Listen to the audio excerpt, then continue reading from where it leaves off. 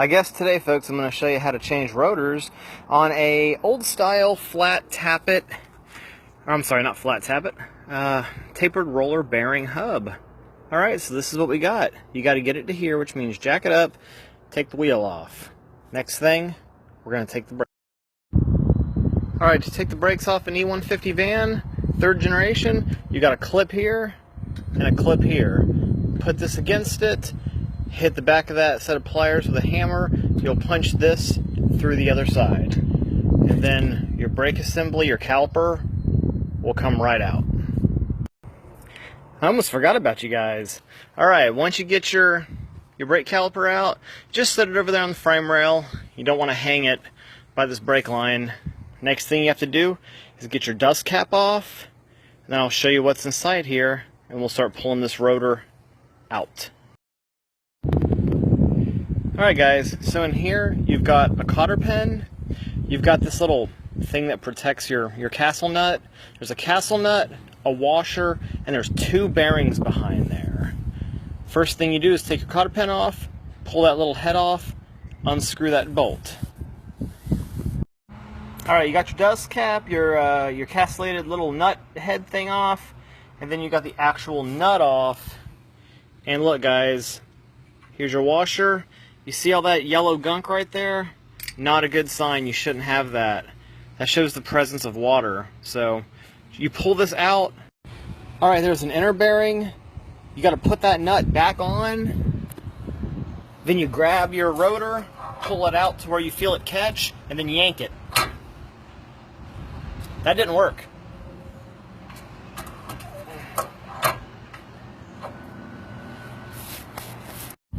Alright guys, we're going to try this again. You get that bolt to grab on this seal. There you go. There's your inner bearing.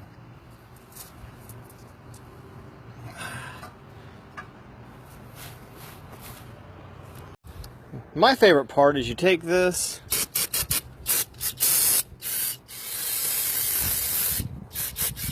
clean it up. You're looking for any imperfections. Like that's where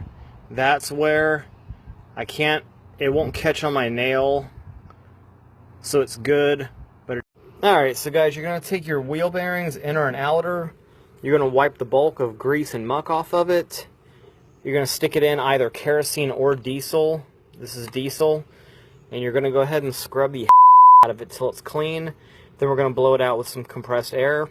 Then we're going to get ready to repack. Not even going to lie, I kind of like the smell of diesel. Call me weird. But we got these bearings cleaned up now. So I've got shop air at regulated to 60 psi. We're just going to blow them out.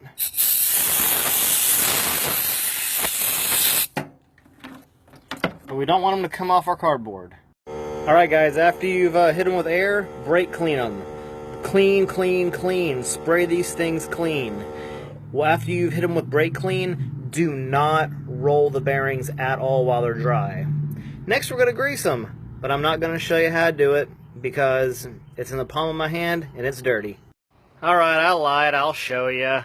Fill your hand full of grease, take the bearing. You want the grease to start poking through the top like you see there.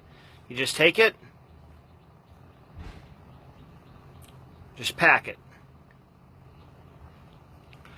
And you want that to happen throughout the whole.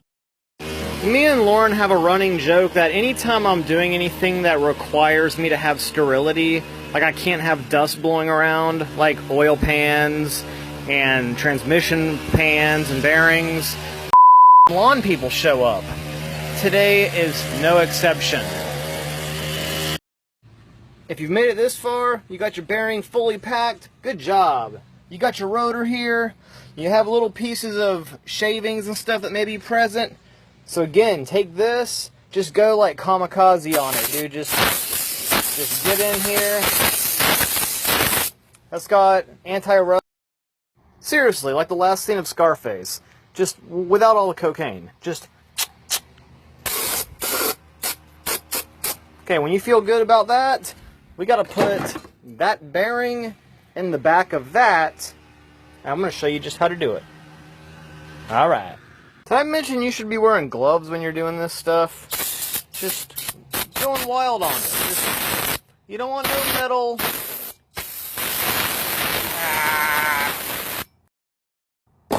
Time to reload, guys. Alright, cool. Once your rotor has been turned over, you're on the back side. That little shiny part there is called a race. That thing right there. You want to make sure that's oiled up because your bearing rides on that. Oil it up. This is where the seal that we popped out earlier, that's where that seal came from. We're going to take our greased bearing here. Come here. And we're just going to drop it. Just drop it just right in there. You need it to seat good. Just get it in there. Just stick it in. Take the grease on your finger. Just wipe it off. Just wipe it right up in there. It doesn't matter. On that last video, I was talking about the bearing, and I was showing you the seal. Next thing you do is take your seal. It's got a cup side and a non-cup side. Cup side goes face down. You take it, put it right here. Okay, now here's the deal about putting this in. People usually find something like a block of wood or a big socket to put over these seals. You just don't want to start hammering at one end, and then when you get around to the other side, you end up like deforming the seal. You just need something heavy and flat. So for me, I'm going to use this big ass bottle jack and just... Now once you've actually got it like seated in there like 80%, I just take a spark plug socket and a hammer, go around these edges.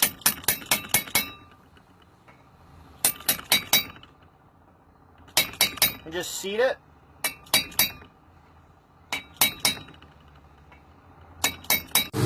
Swear to God, these lawn people are killing me. Alright, take some grease, come your spindle. You just want to get some grease. You want to rub this whole spindle down. Just get it nice and coated. You don't got to go insane about it, just get it. Alright, then before your lawn people come with a blower and completely contaminate your surface, get your rotor on that spindle. Now, if you remember from before, we have an outer bearing here also. I'm going to take and just cover this hub up while I'm cleaning that bearing, and then we'll install it. Just a note on these bearings, when you're looking at them and you see that kind of bluish in the middle, what that means is that they've heated up. That's not really a good thing, and honestly, I probably shouldn't even repack this and use it. However, I am. And the reason why, because the kingpin on this side of the van, it's one of the assemblies that holds the knuckle to the van, has a little bit of play. I'm going to have to replace it probably sometime soon, and I'll just replace these bearings at that time since I'll be back in there. The only reason I'm doing this job is because of some pulsation on the pedal. I think we actually smoked these rotors up in the mountains. I know we burnt the pads pretty bad because we were on some really steep declines with a lot of weight in the van. So really the rotors are my big concern here. It's not really these bearings. If I can get another 1,000, 2,000 miles out of them, I'll be happy. So let's grease. Alright guys, so the time is now. Take your bearing, it's all nice and greased up. Make sure your race is greased inside the new rotor. Slide that guy right on in there. Then your washer has some indentions there. You just gotta take and once you get your washer on, you take your nut. Your nut may be castellated, but I've got another little piece down there that locks it. So this is the fun part. This is where you're gonna have to set your preload on these bearings. And I'll show you that. Give me 1 second to grab a wrench. Alright, so right here, you really just want to feel it. You just roll it, tighten it, loosen it, tighten it, loosen it, roll it, tighten it, loosen it, tighten it, and you'll feel it. You'll just get a feel for it. So guys, I'm not even going to put the locker on there yet. I'm not even going to put my cotter pin. We're going to leave that alone, just loosely fit that. We're going to clean up these mounting surfaces for the caliper. I've got a brake pad that's got a backing plate, a shim coming off. I'm going to remove that, clean this up. Once I get everything cleaned up and I get anti-seize on some of these components, I'm going to fit it back, and then I'm going to put the tire on here. And then I'll really show you how to get a good feel for that that bearing preload once we get the tire on, all right? Pro tip for you guys. This stuff's called Aerocroil. It's a deep creep penetrating oil. I get in here and I literally hit the threads on things that I know are prone to locking up. Like these brake lines, definitely seen better days. Like I said a minute ago, I know the kingpin that's located here is going to have to get replaced at some point. So I go ahead on the radius arm and I hit those nuts right there. It's going to save on me down the road a couple years when I have to get in here. These things won't be locked up and I won't be... Something you guys may not know about pads. That line there, not only does that work as a heat check, it also lets you know when you're down underneath that and it's no longer present, time to replace your pads. Also right here, that shaved edge, that's actually to help clean and prevent squealing on your... So your car probably won't have these, and I wasn't able to show me getting them out because, again, grease is your friend. When things are clean, they go in easy. But these quick pins, what Ford Econoline uses, boom, and boom, calipers in. It's that easy, guys. And folks, the reason we didn't lock that hub up earlier is because now that our tire's on here, we can take it. And I don't know if you can see that, but we've got a visible amount of play here. We can tighten that down and preload the wheel bearing until we take almost all of this out. We don't want zero play, but we do want very, very little to... All right, we've got our assembly back together.